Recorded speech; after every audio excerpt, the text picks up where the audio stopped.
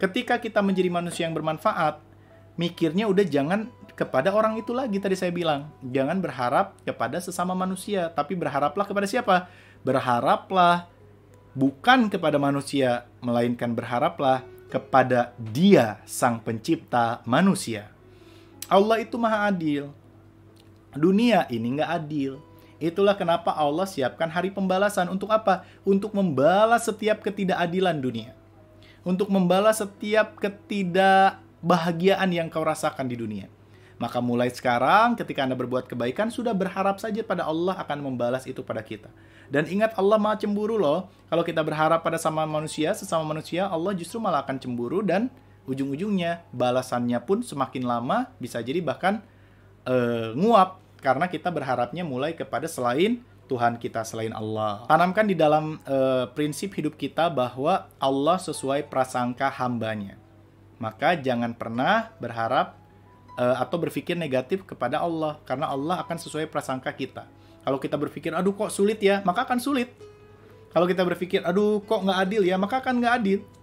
Maka berpikirlah bahwa semua akan berujung kebaikan, keberkahan, kebahagiaan, kebermanfaatan, dan Allah akan berikan itu kepada kita. Jadi pasang di dalam mindset kita pikiran-pikiran baik dan bermanfaat, ya. Jangan pelit share ilmu, jangan pelit untuk berbagi informasi, jangan pelit untuk berbagi harta, jangan pelit untuk berbagi kebermanfaatan, karena semua akan dicatat, semua akan berbalik kepada diri kita, bahkan kepada anak-anak kita, orang tua, pasangan hidup, dan kepada orang-orang yang kita cintai. Hiduplah bukan untuk mendapat penilaian manusia. Hiduplah bukan untuk dipuji manusia. Hiduplah bukan untuk dibalas manusia. Hiduplah bukan untuk berharap kepada manusia, karena itu semua adalah gerbang kekecewaan. Tulis di kolom komentar ya. Kemudian capture, kemudian pasang di Instastory. Agar apa? Agar manfaat ini menyebar. Berharap penilaian manusia, berharap pujian, berharap penghargaan, berharap pikiran baik, berharap balasan dari manusia, semua adalah gerbang kesedihan, gerbang kekecewaan, dan gerbang penyesalan.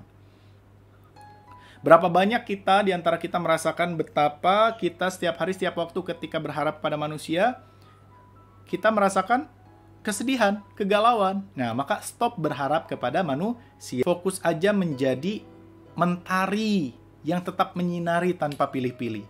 Fokus aja menjadi matahari yang bermanfaat kepada semua yang ada di sekitarnya gitu loh. Ya, memberi energi, memberi cahaya kepada siapapun, nggak pilih-pilih. Ini orang sombong nih, ini orang pelit nih, gue nggak kasih cahaya deh, gelap sendirian gitu. Enggak, matahari menyinari semuanya. Kadang matahari dikutuk, kadang matahari dihina, kadang matahari nggak dianggap, kadang matahari malah disalahkan untuk beberapa keadaan, beberapa kondisi. Tapi apakah matahari kemudian menghilangkan kebermanfaatannya? Bayangkan kalau matahari menghilangkan kebermanfaatan 24 jam aja. Jadi malam seharian. Hancur bumi, hancur dunia. Maka dari itu, teruslah menjadi manusia yang bermanfaat. Oke? Dan untuk menjadi manusia yang bermanfaat itu terkadang balasannya itu dari tempat yang nggak pernah diduga-duga. Tadi saya sudah sampaikan, ketika takut hilang, takut habis, takut miskin, takut ilmu kita habis, takut ilmu kita justru dimanfaatin orang, maka itu adalah tanda kalau kita nggak yakin bahwa Allah akan membalas setiap kebermanfaatan kita. Itu tanda bisa jadi bahwa iman kita rendah.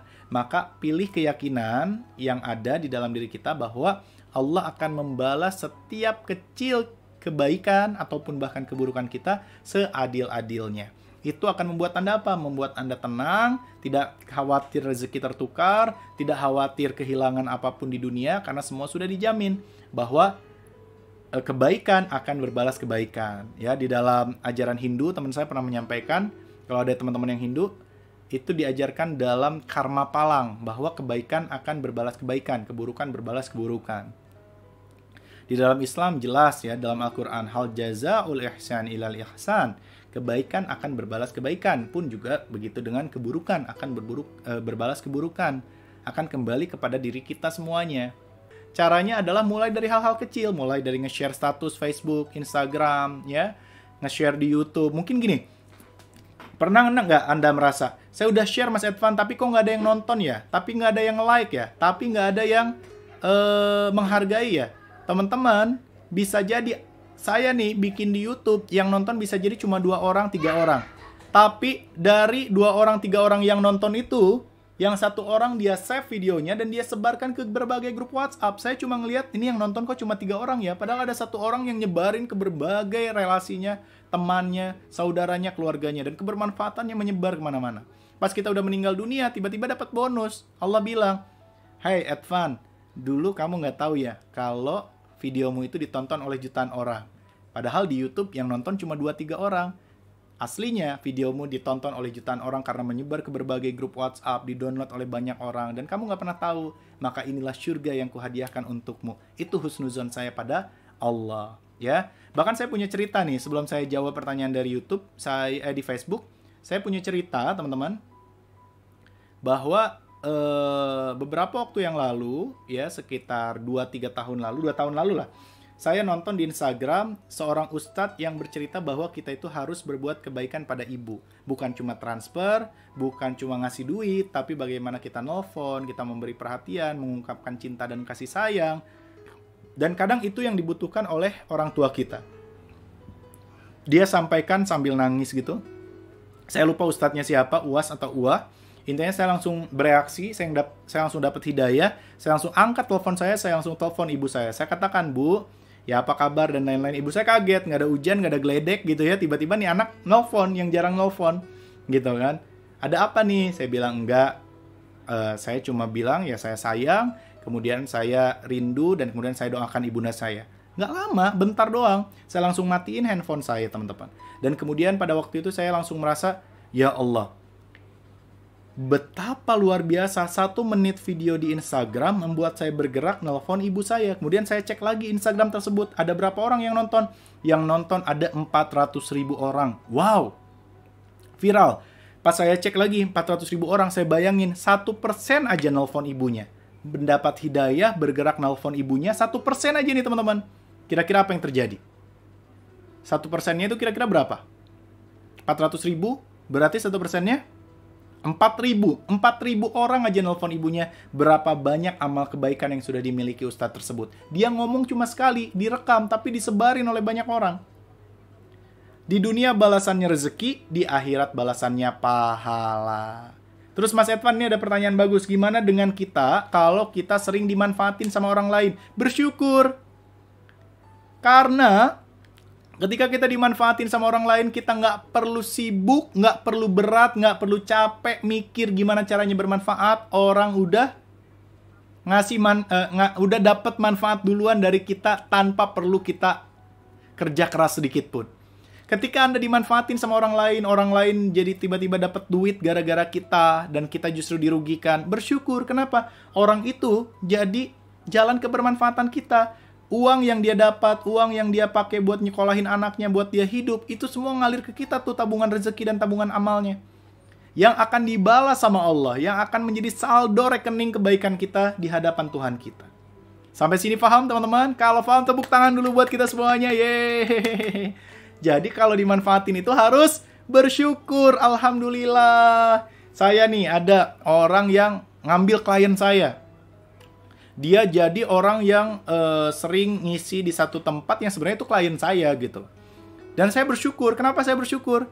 Karena setiap peserta yang dapat kebaikan, dapat hidayah dari ucapan orang tersebut, karena itu aslinya adalah klien saya gitu ya, yang akhirnya nggak pernah ngundang saya lagi, misalnya nih ya, saya justru bersyukur. Kenapa? Karena setiap ucapan kalimat baik yang disampaikan oleh orang tersebut, pembicara tersebut, kepada klien-klien saya tersebut, justru saya bangga dan bahagia. Justru aneh kalau ada guru yang tidak bangga kalau muridnya berhasil. Suka ada kan, kayak di film kungfu ya, kehidupan ini ya. Banyak akhirnya murid berantem sama guru, kayak di film-film kungfu tuh. Dan di dalam kehidupan pun sama, banyak motivator yang punya murid sukses, tapi dia nggak bangga. Dia justru kesel sama muridnya karena dia jadi saingannya. Itu aneh. Itu tanda kalau dia nggak yakin dengan rezeki. Itu tanda kalau dia nggak yakin bahwa Allah Maha Adil. Itu tanda kalau dia nggak paham ilmu kebermanfaatan ini, teman-teman. Jadi kalau Anda guru, siswa Anda, murid Anda jauh lebih sukses. Kalau Anda seorang trainer, peserta Anda menjadi trainer bahkan yang lebih sukses. Atau Anda pengusaha, ngajarin ilmu usaha, dia justru jadi pengusaha yang lebih sukses. Harusnya Anda bangga kalau Anda paham ilmu kebermanfaatan. manfaatan. Kecuali Anda nggak paham, Anda terlalu cinta kepada dunia, Anda takut rezeki Anda habis, Anda takut ilmu Anda habis, Anda takut rezeki tertukar. Itu tanda kalau kita nggak yakin sama Allah.